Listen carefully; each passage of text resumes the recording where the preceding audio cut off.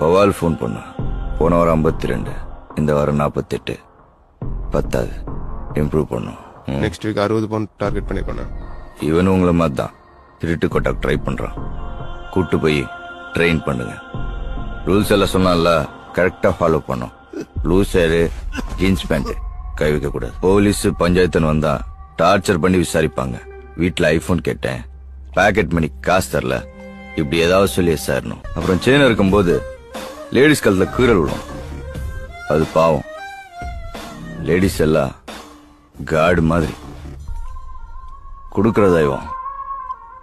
Crime பண்ணாலும் gamma பண்ணும்.